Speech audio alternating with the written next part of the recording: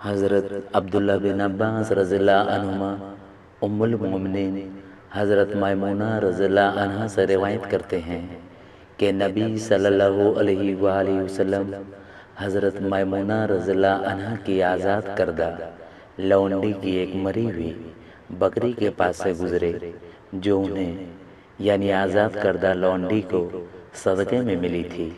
نبی صلی اللہ علیہ وآلہ وسلم نے فرمایا، انہوں نے اس کا چمڑا کیوں نہ اتار لیا کہ اسے رنگ کر اس سے فائدہ اٹھاتے۔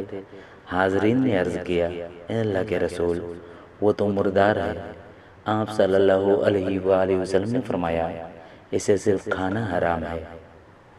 حضرت جریر رضی اللہ عنہ سے روایت ہے کہ کچھ اعرابی رسول اللہ صلی اللہ علیہ وآلہ وسلم کے پاس آئے اور کہنے لگے، اے اللہ کے رسول، آپ کی طرف سے زکوٰۃ وصول کرنے والے لوگ ہمارے پاس آتے ہیں اور وہ ظلم کرتے ہیں۔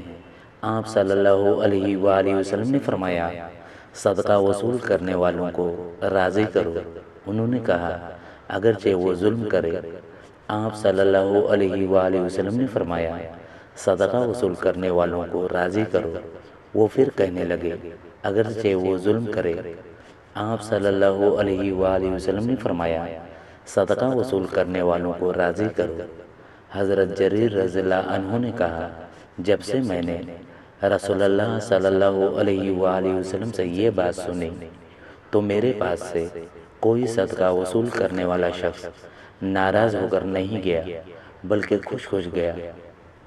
حضرت ابو ہریرہ رضی اللہ عنہ فرماتے ہیں کہ رسول اللہ صلی اللہ علیہ وآلہ وسلم نے ارشاد فرمایا، جب تو زکوٰۃ ادا کر دے تو نے اپنی ذمہ داری پوری کر دی، اور جو شخص مال حرام جمع کرے پھر اس کا صدقہ کر دے، اس کو اس میں کوئی ثواب نہیں ملے گا بلکہ اس پر الٹا اس کا وبال ہوگا۔